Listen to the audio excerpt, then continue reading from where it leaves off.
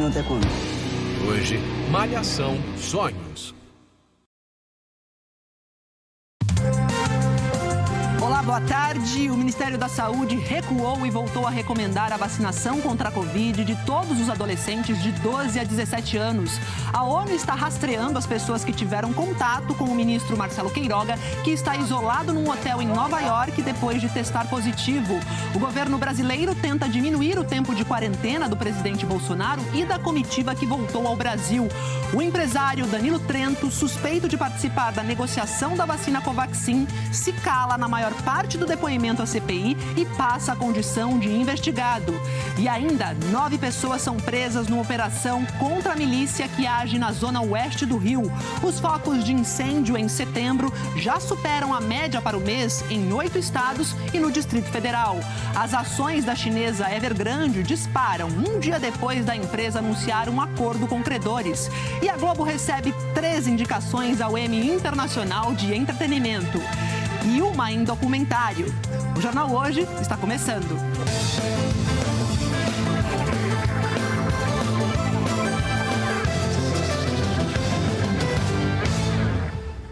8 dias depois de mudar a recomendação para a vacinação de adolescentes aqui no Brasil, o Ministério da Saúde recuou e voltou a orientar que todos de 12 a 17 anos devem ser imunizados contra a Covid. Essa decisão foi anunciada em Brasília, enquanto o titular da pasta, o ministro Marcelo Queiroga, cumpre quarentena em Nova York. O recuo foi anunciado pelo ministro substituto da Saúde. Rodrigo Cruz disse que a decisão foi tomada depois que relatórios da Anvisa, do Ministério da Saúde e da Vigilância do Estado de São Paulo concluíram que não houve relação entre a vacina e a morte de uma adolescente de 16 anos que tomou a dose no início do mês. O ministro substituto negou que o governo tenha se precipitado ao restringir a vacinação e, em entrevista hoje à Globo News, incentivou que todos se imunizem. O Ministério entendeu que os benefícios da vacinação para esse grupo superam os riscos de eventuais efeitos adversos. Por isso, o Ministério se posicionou, suspendendo a medida cautelar para não imunizar os adolescentes sem comorbidade. A recomendação é que, se chegou a data, se imunize. O Ministério da Saúde afirmou que a limitação não trouxe prejuízo para o processo de imunização, mas a restrição causou forte reação entre médicos, especialistas e dentro do próprio Ministério da Saúde. Conselheiros que fazem parte da Câmara Técnica ameaçaram renunciar caso a medida não fosse revista. A maioria das capitais ignorou a recomendação. O médico Renato Kfouri, da Sociedade Brasileira de Imunizações, ressaltou a importância da vacinação desse público. A vacinação de adolescentes, embora a doença não seja tão frequente como em adultos, é muito importante. Adolescentes podem evoluir para formas graves da doença, além do que são responsáveis também pela transmissão da doença. O Ministério da Saúde prevê que em 15 dias, estados e municípios comecem a receber as doses para vacinar o público de 12 a 17 anos sem comorbidades. Vacinação que já começou em muitos estados. E esse não foi o único recuo. O governo também mudou de posição sobre o que a Organização Mundial da Saúde diz a respeito do assunto. Na nota divulgada semana passada para fundamentar a limitação, o Ministério da Saúde escreveu que a OMS não recomenda a imunização de criança e adolescente com ou sem comorbidades. O que não é verdade. Apenas ontem, em nota técnica, o governo publicou a informação correta. A OMS recomenda que os países considerem o uso da vacina em crianças de 12 a 15 anos apenas quando a alta cobertura vacinal com 2 doses for alcançada nos grupos de alta prioridade. A infectologista Luana Araújo criticou o uso equivocado de informações técnicas. Distorção de informação nunca combina nem com ciência, nem com política de saúde pública. O grande problema dessas inconsistências é que elas causam ansiedade, elas causam nervosismo, elas causam insegurança, elas enfraquecem uma cultura que é do brasileiro de se vacinar com tranquilidade e confiar na prevenção das doenças infecciosas, porque nós temos um dos melhores programas do mundo. E o Instituto Butantan negou hoje que tenha desrespeitado o contrato com o Ministério da Saúde para o fornecimento da Coronavac. Ontem, o Instituto anunciou a venda de 2,5 milhões de doses para 5 estados. O Ministério da Saúde diz que isso fere o acordo de exclusividade para a entrega de 100 milhões de doses, o que pode acarretar uma multa de 31 milhões de reais. Na semana passada, o Butantan informou que enviou todas as doses devidas ao Plano Nacional de Imunização. Mas o Ministério alega que o Instituto ainda precisa repor aqueles lotes que a Anvisa recolheu por terem sido envasados em uma fábrica na China sem a certificação da agência. O Butantan diz que o prazo para a conclusão do contrato com o Ministério é 30 de setembro e que já iniciou a substituição dos lotes interditados pela Anvisa. Agora vamos aqui para o telão, para os números da vacinação. Levantamento do consórcio de veículos de imprensa feito com as secretarias de saúde dos estados.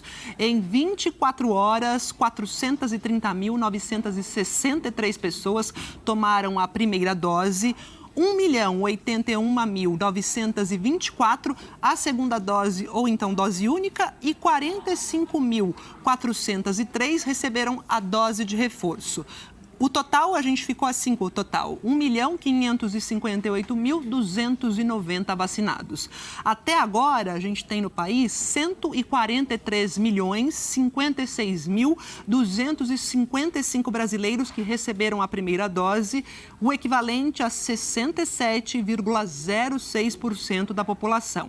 E 83.397.254 que estão completamente vacinados, equivalente aqui a quase 40%, 39,10% da população. Dose de reforço, ela foi aplicada em 426.210 pessoas, ou 0,20% da população.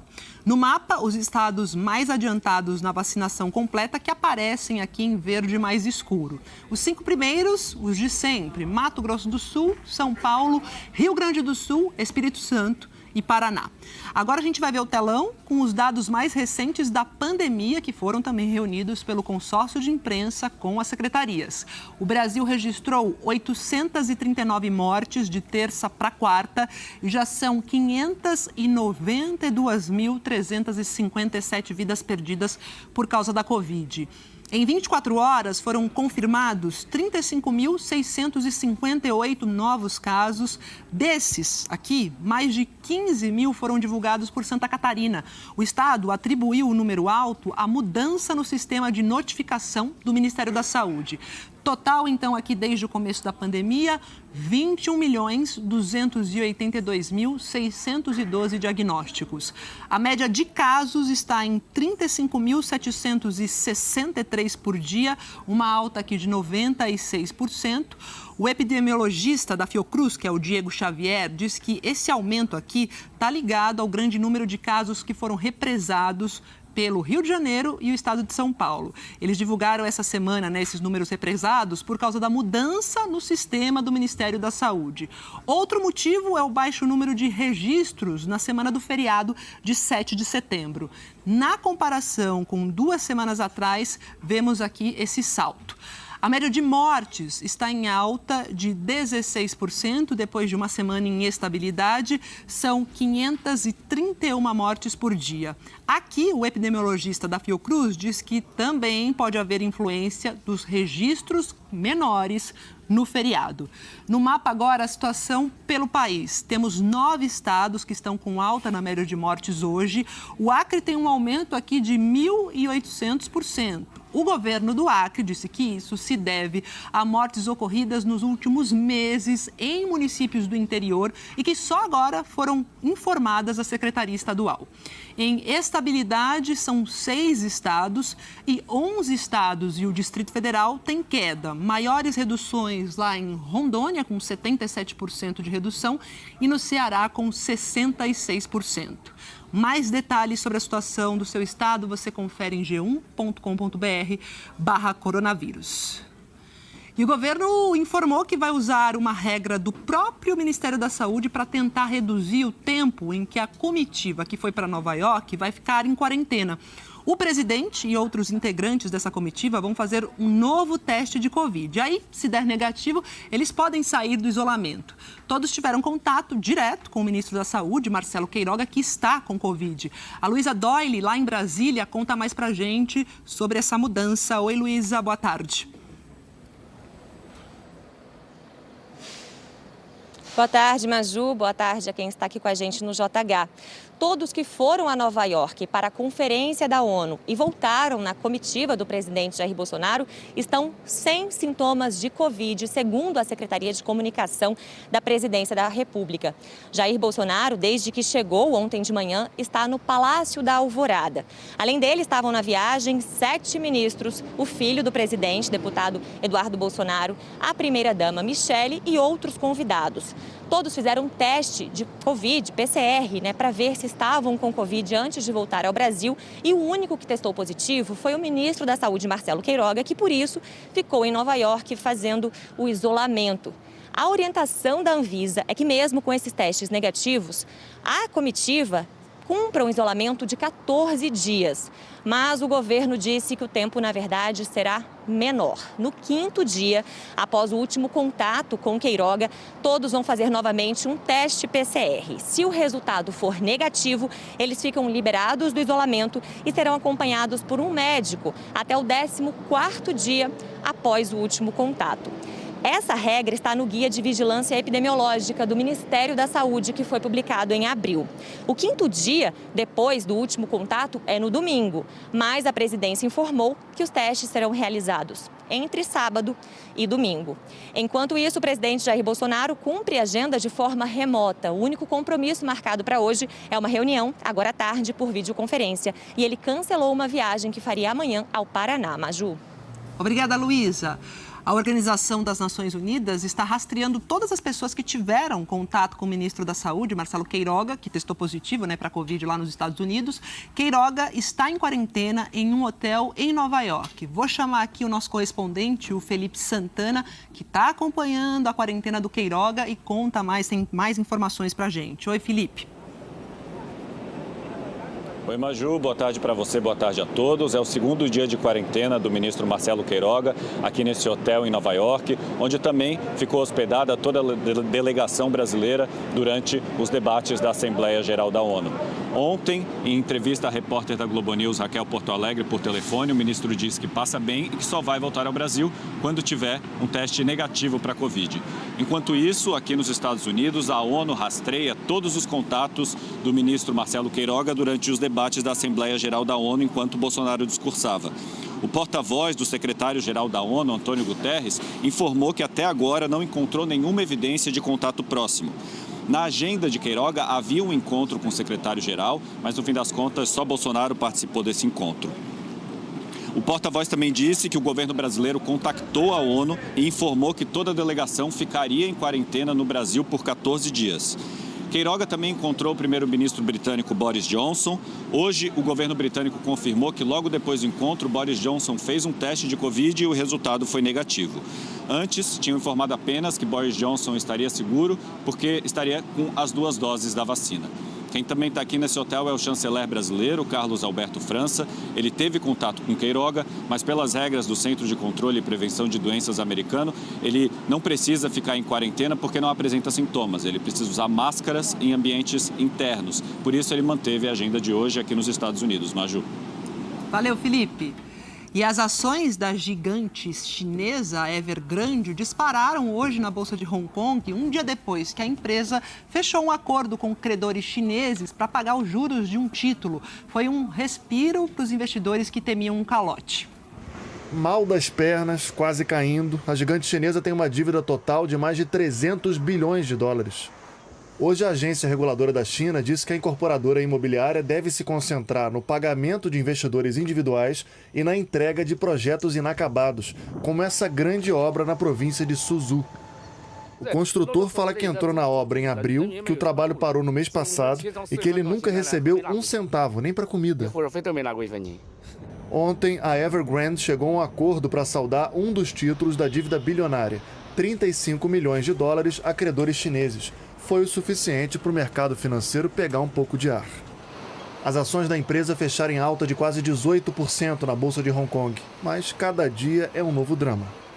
Hoje termina o prazo para a incorporadora pagar 85 milhões de dólares a credores estrangeiros. Até agora, nada. Pelo acordo com os investidores, nesse caso, o calote só é caracterizado 30 dias depois do vencimento da dívida. A situação da incorporadora imobiliária chinesa ainda mantém os mercados internacionais escaldados. Ainda não se sabe o que o governo da China está disposto a fazer para resolver essa crise. O jornal de negócios Wall Street Journal fala que autoridades locais chinesas estão sendo alertadas para se prepararem para uma possível tempestade que seria causada pelo colapso da empresa. O perigo de um calote gera a preocupação de uma crise imobiliária na China. Como tudo que acontece lá, isso teria consequências globais. Especialistas como Daniel Anderson, advogado que trabalha em Hong Kong assessorando grupos de credores, chamam a atenção para a complexidade da situação da Evergrande.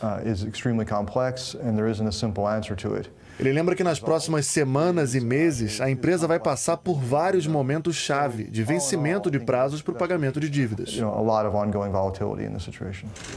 E que, por isso, o mercado financeiro vai continuar instável. As ações da empresa já perderam esse ano mais de 80% do valor na Bolsa de Hong Kong. Na terça-feira, o presidente da Evergrande, Xu Jiayin, mandou uma carta para os funcionários dizendo que a empresa vai sair em breve do momento mais obscuro de sua história. O diretor-geral da Organização Mundial da Saúde alertou que o Afeganistão está prestes a enfrentar uma catástrofe humanitária e fez um apelo para que a comunidade internacional tome uma ação urgente. Tedros Adhanom afirmou que nos últimos 20 anos o Afeganistão teve ganhos significativos na área da saúde, como a diminuição da mortalidade infantil e materna e o avanço na erradicação da pólio. Esses ganhos estão agora em risco, segundo o diretor-geral da OMS, e o sistema de saúde afegão está à beira do colapso. Tedros Adhanom destacou ainda que mais de 2 milhões de doses de vacina contra a Covid estão paradas no Afeganistão e não foram usadas. E ainda hoje, o empresário Danilo Trento, suspeito de participar da negociação da vacina Covaxin, se cala na maior parte do depoimento à CPI e passa a condição de investigado. E a Globo recebe 4 indicações ao Emmy Internacional. E a seguir, os focos de incêndio em setembro já superam a média para o mês em 8 estados e no Distrito Federal. E a previsão do tempo para todo o Brasil, com ela que está de volta, Eliana Marques. Até já.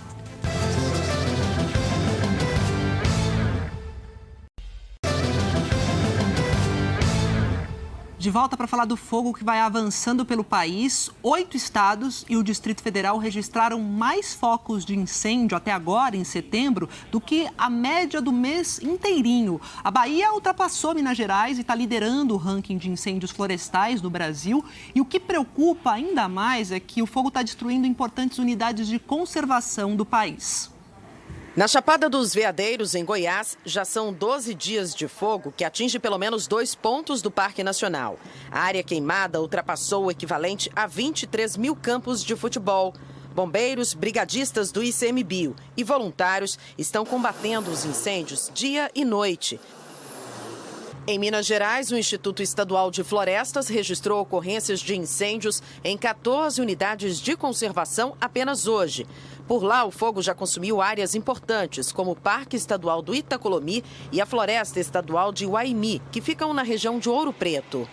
Fogo que também tem atingido uma grande área aqui do coração da Bahia, a Chapada Diamantina. Por aqui já tem muita área, assim, completamente destruída pelas chamas. E brigadistas voluntários se revezando noite e dia para tentar apagar qualquer novo foco que surja. E ainda fazendo o rescaldo de toda a área que já tinha sido atingida. Já são 5 dias de incêndio em Lençóis, uma das cidades mais conhecidas da região, numa área próxima ao aeroporto. 2 aeronaves ajudam no combate às chamas e até um posto avançado do Corpo de Bombeiros está sendo montado para servir de base para as equipes. Ainda não se sabe o tamanho da área devastada e nem como o incêndio começou. Segundo dados do Instituto Nacional de Pesquisas Espaciais, Bahia, Minas e Piauí registraram o maior número de focos de incêndios em setembro no país. Nesses estados, a quantidade de focos está bem acima da média do mês. Outros 5 estados e o Distrito Federal também registraram mais incêndios do que a média de setembro. Há uma semana para terminar o mês, os incêndios florestais no Piauí já são quase 58% maiores do que a média de setembro. Em Jurema, no sul, um incêndio já devastou um corredor ecológico, que fica entre o Parque Nacional da Serra da Capivara e o Parque Nacional da Serra das Confusões. Segundo este pesquisador do INPE, além das condições climáticas, há um outro motivo que traz uma enorme preocupação. Todos esses incêndios que nós detectamos são causados por atividade humana e não estamos achando um modo de restringir essa ação indevida. E a consequência são esses incêndios descontrolados em muitos locais de preservação, parques nacionais, florestas nacionais e outras áreas também. Agora eu converso com a Helena Marques, que está de volta das férias e traz outras informações sobre as consequências da falta de chuva aqui no país. Bem-vinda, boa tarde, Eli. Obrigada, Maju. Boa tarde para você, boa tarde a todos. Olha, saiu o monitor de secas de agosto, é da Agência Nacional de Águas e analisa quase todo o país. Entre julho e agosto deste ano, a seca diminuiu somente no litoral do Paraná, também no litoral norte da Bahia e no leste de Pernambuco e continuou forte entre oeste de Santa Catarina, Triângulo Mineiro e o Pantanal. Em relação a agosto do ano passado, agora está muito pior.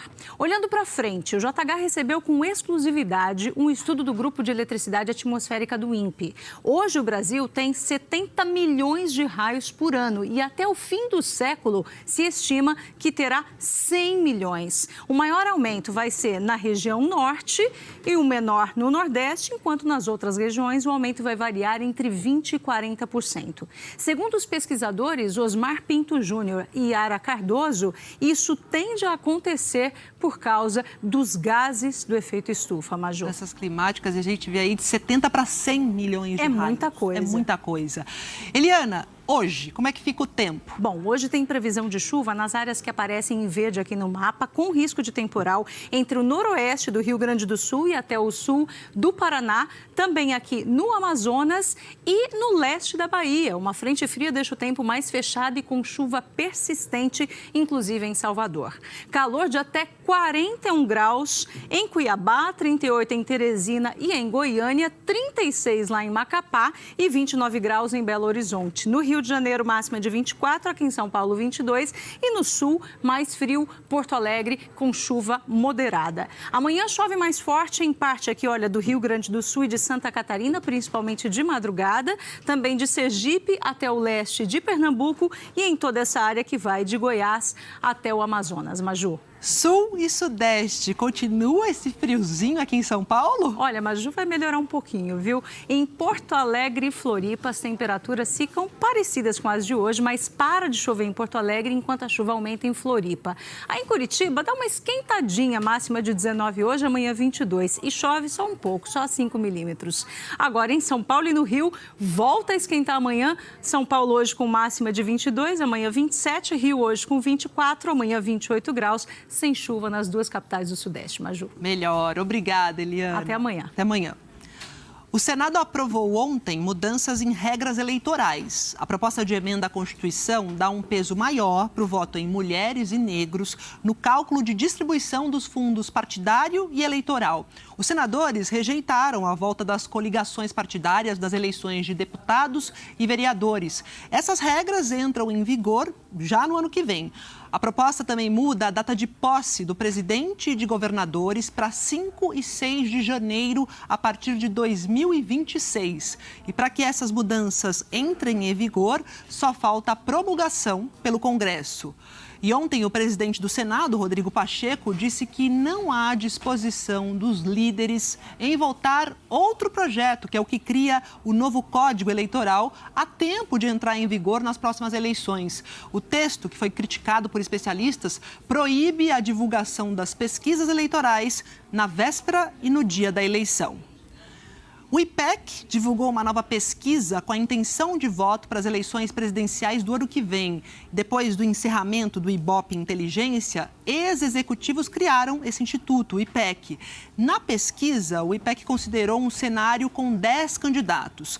O ex-presidente Lula estaria no limite da margem de erro para ganhar no primeiro turno neste cenário. A margem de erro é de 2 pontos percentuais para mais ou para menos. Luiz Inácio Lula da Silva, do PT, aparece com 45%.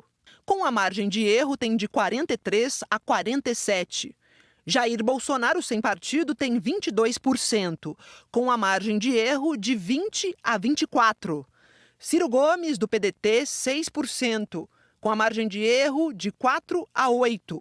Sérgio Moro, sem partido, 5% e com a margem de erro de 3% a 7%. José Luiz da Atena, do PSL, 3%, com a margem de erro de 1 a 5. João Dória, do PSDB, 2%, com a margem de erro de 0 a 4. Luiz Henrique Mandetta e Rodrigo Pacheco, ambos do Democratas, têm 1%, com a margem de erro de 0 a 3. Simone Tebet, do MDB, e Alessandro Vieira, do Cidadania, não atingiram 1% das intenções de voto. Com a margem de erro, tem de 0 a 2. Brancos e nulos, 9%. Não sabem ou não responderam, 5%. Agora o cenário com 5 candidatos. Na primeira pesquisa, em junho, Lula, do PT, aparecia com 49% das intenções de voto. Agora tem 48%, com a margem de erro de 46% a 50%. Jair Bolsonaro, sem partido, tinha 23%. Agora, Bolsonaro manteve os 23%. Com a margem de erro, tem de 21% a 25%. Ciro Gomes, do PDT, tinha 7%. Agora 8%. Com a margem de erro de 6% a 10%. João Dória, do PSDB, aparecia com 5%, agora 3%, com a margem de erro de 1% a 5%. Luiz Henrique Mandetta, do DEM, tinha 3% e manteve o percentual. Com a margem de erro, tem de 1% a 5%. 10% declararam voto branco ou nulo nas duas pesquisas. 3% não sabiam ou não responderam. Agora, 4%. O Instituto pediu que os entrevistados avaliassem o governo do presidente Bolsonaro. Em fevereiro, 28% consideravam a administração do presidente Bolsonaro ótima ou boa. Em junho, caiu para 24%, agora está em 22%. 31% avaliavam como regular, depois 26%, agora 23%. Para 39% dos entrevistados, a administração era ruim ou péssima em fevereiro. Em junho, o índice subiu para 49%. Agora está em 53%.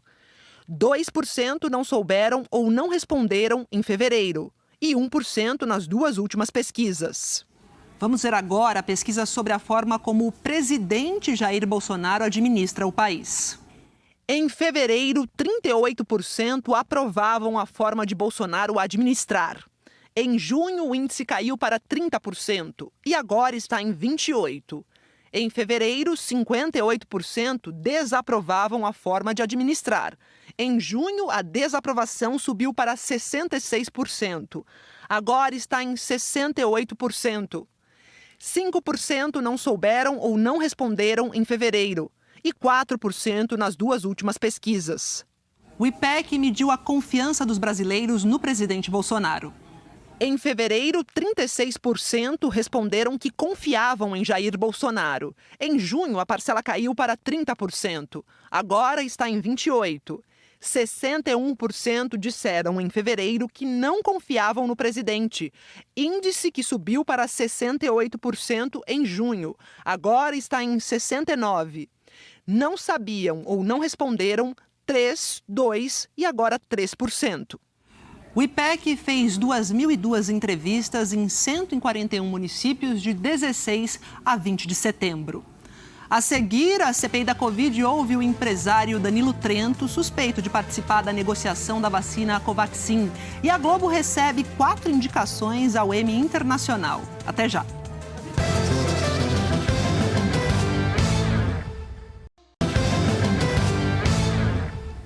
A Polícia Civil do Rio de Janeiro prendeu hoje 9 pessoas ligadas à milícia de Rio das Pedras, na zona oeste da cidade. Outros 6 criminosos envolvidos nesse esquema já estavam presos. Essa milícia era comandada por Adriano da Nóbrega, ex-capitão do BOPE, que foi morto na Bahia no ano passado, depois de ficar foragido por quase um ano. Em um condomínio de luxo da Barra da Tijuca, zona oeste do Rio de Janeiro, a polícia prendeu Luiz Carlos dos Reis Príncipe Júnior e Clébia Conserva Barros Gondim, donos da LP Imóveis, uma construtora que fazia obras ilegais na região de Rio das Pedras e da Muzema e também era usada para lavagem de dinheiro da milícia, segundo a investigação da Polícia Civil. Com eles, a polícia apreendeu documentos e papéis de investimentos em criptomoedas, que somam 2 milhões de reais. Segundo a polícia, essa era uma das formas usadas para lavagem de dinheiro. 3 carros de luxo também foram apreendidos. O casal é parte do braço financeiro da milícia de Rio das Pedras, que desde o começo dos anos 2000 tem imposto uma rotina de extorsões e medo aos comerciantes e moradores locais. Além da cobrança de taxas de segurança e serviços, o grupo desenvolveu uma atividade imobiliária irregular e perigosa no local, cometendo crimes ambientais e resultando até numa tragédia. Em 2019, um prédio irregular desabou na região, matando 24 pessoas. Um dos empresários responsáveis pela venda desses apartamentos também foi preso hoje, Rafael Gomes da Costa. O Estado criou uma força-tarefa propriamente para combater as milícias e principalmente o braço financeiro, já que atingindo o braço financeiro você atingir o coração da milícia, já que esse é o objetivo dos milicianos, né, de qualquer organização criminosa, oferir lucro. 2 dos principais alvos da operação de hoje movimentaram mais de 8 milhões de reais em menos de um ano. Laerte Silva de Lima e Francisco das Chagas de Brito e Castro. Laerte já estava preso. Ele foi um dos alvos da Operação Intocáveis, que em 2019 prendeu alguns dos principais chefes da milícia de Rio das Pedras. A polícia chegou a investigar Laerte também no inquérito sobre a morte da vereadora Marielle Franco. Francisco está foragido. Além das prisões, a polícia pediu o bloqueio de 8 milhões e 300 mil reais dos investigados. Os presos estão prestando depoimento neste momento e a gente tentou contato com as defesas de todos os citados na reportagem e com a LP Imóveis, mas ainda não tivemos retorno. Uma operação da Polícia Militar de Santa Catarina fez uma das maiores apreensões de êxtase já registradas no Brasil. A droga foi encontrada ontem à noite num sítio em Imarui, no sul do estado. Os policiais apreenderam 230 mil comprimidos de êxtase, 66 mil pontos de LSD e 48 quilos de MDMA. Além de todas essas drogas sintéticas já embaladas e prontas para venda, os policiais também acharam insumos e equipamentos usados na produção de entorpecentes. Segundo a PM, a movimentação dos criminosos estava sendo investigada há alguns meses. 4 pessoas foram presas nesta operação. A Prefeitura lá do Rio vai fazer 3 eventos com grande público para avaliar a transmissão do coronavírus. O público vai ter que apresentar comprovante de vacinação e o resultado de um teste de Covid negativo. Eventos ao ar livre para até 500 pessoas estão permitidos na cidade desde ontem. E a Prefeitura liberou 3 eventos teste a partir de outubro. O primeiro, já no início do mês, é uma festa de aniversário de 16 anos para cerca de 400 pessoas, no salão de um hotel em Copacabana. No dia 2, outra festa vai reunir até 5 mil pessoas numa casa de eventos, na Zona Oeste. E o terceiro é um festival de rock, que vai acontecer de 13 a 31 de outubro, numa praça no centro da cidade, o único ao ar livre. A Prefeitura não vai exigir o uso de máscara nem distanciamento social, mas para participar é obrigatório apresentar o comprovante de vacinação e o teste negativo de Covid feito 48 horas antes. A Prefeitura reconhece que nem todas as pessoas estarão vacinadas com as 2 doses nas datas dos eventos teste. Mas para o secretário municipal de saúde do Rio, ambientes controlados têm risco muito baixo de transmissão da Covid. Com a população testada daquele evento, que todos fizeram teste, que todos ali estão vacinados, pelo menos com 1 dose, ou pessoas de 40 anos ou mais, que vai acontecer no mês de outubro, com 2 doses, a gente pode liberar máscara e distanciamento, justamente pela testagem. O risco de transmissão é muito menor. Agora, na população em geral, sem teste, ainda há um risco de transmissão. Então, a gente recomenda que continue utilizando máscara. O Comitê Científico da Prefeitura aprovou a liberação dos eventos teste. Casos graves diminuídos e óbitos caindo nos dão muita tranquilidade para que continuemos avançando no processo de retomada de atividades esportivas, culturais, que já estavam previstas, inclusive em decreto da Prefeitura. Para alguns especialistas, ainda é cedo para autorizar festas sem a necessidade do uso de máscaras e de distanciamento social, quando nem todos estão com o esquema vacinal completo. Aqui no Rio, 52% dos cariocas receberam as 2 doses da vacina ou a dose única. Para os pesquisadores, esse número ainda é baixo. Nós não temos ainda uma cobertura vacinal com 2 doses acima de 70%, né? Entre a realização do teste e o evento, se passam 24, 48 horas, né? E nada impede que as pessoas se contaminem neste intervalo. Esses eventos sem máscara, mesmo no ar livre, né? Eles passam uma mensagem contraditória, né? De que as pessoas já podem começar a liberar o uso de máscara. Isso não é correto. Hora de falar da CPI da Covid, que está ouvindo hoje o depoimento de Danilo Trento, que é diretor da Precisa Medicamentos. A comissão quer esclarecer o papel desse empresário na compra da vacina Covaxin, que foi intermediada pela Precisa. Raquel Honorato, sempre ela lá em Brasília, acompanhando a CPI, que foi quente, mais um dia, né, Raquel? Conta pra gente, traga o resumo pra gente. Boa tarde. Dia quentíssimo, Maju. Boa tarde a você, boa tarde para todo mundo que está assistindo a gente. Os senadores suspeitam que Danilo Trento seja um sócio oculto da Precisa Medicamentos, que intermediou aquela negociação bilionária para a compra de 20 milhões de doses da Covaxin. Hoje aqui, Danilo não quis fazer o compromisso de falar a verdade e abriu mão daquela fala inicial. Ele conseguiu no Supremo Tribunal Federal um habeas corpus que dá a ele o direito de ficar em silêncio nas questões que possam incriminá-lo. E esse HC dá a ele também uma condição de investigado, ainda que formalmente ele não seja investigado pela CPI da Covid. Ele hoje não está respondendo a boa parte das perguntas. Isso irritou bastante os senadores, que por algumas vezes suspenderam a sessão para que ele pudesse conversar com os advogados.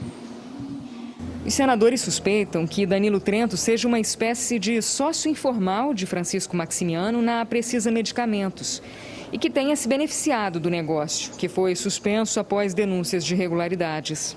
Quais são suas empresas, seus ramos de atuação e a relação delas com as empresas de Francisco Emerson Maximiano? Por favor. A empresa Primarcial, ela não tem relação com Francisco Emerson Maximiano e na Precisa como diretor institucional. E a Primarcial, o senhor está dizendo que não tem nenhuma relação com o Maximiano e com a Precisa? Não tem. Nem com a Precisa?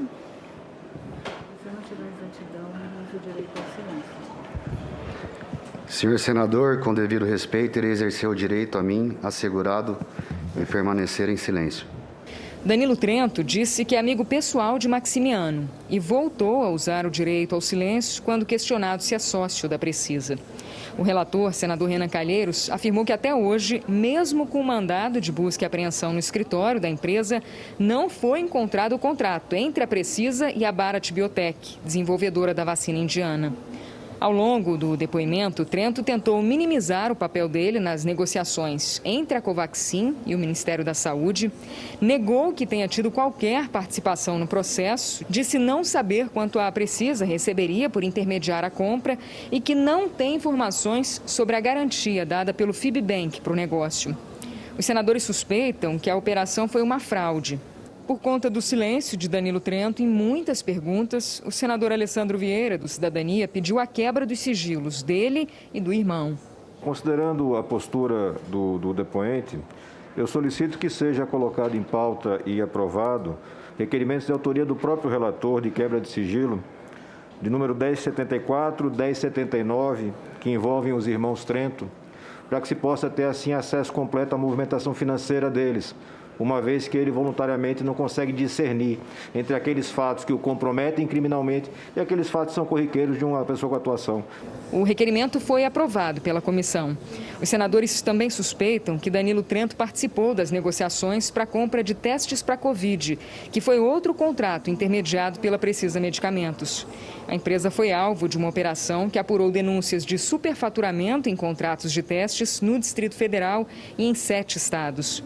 Em depoimento à CPI, na semana passada, o lobista Marconi Albernaz disse que recebeu de Danilo Trento um documento que ensina, em várias etapas, como se pode burlar uma licitação na área da saúde.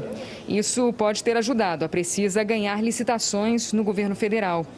Ao ser questionado sobre o esquema, Danilo Trento voltou a ficar em silêncio.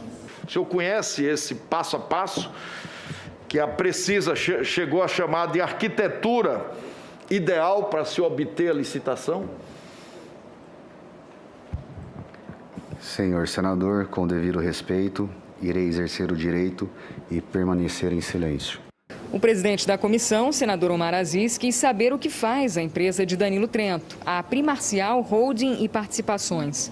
A sede dessa empresa em São Paulo é a mesma da Primaris Holding e Participações, cujo dono é Francisco Maximiano, o que reforça a suspeita da relação comercial entre eles.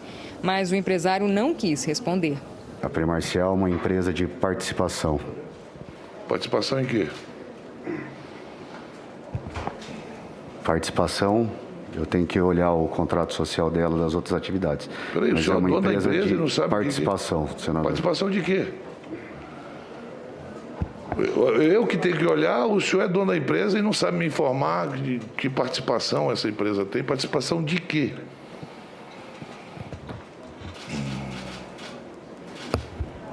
Senhor senador, irei exercer o direito ao silêncio.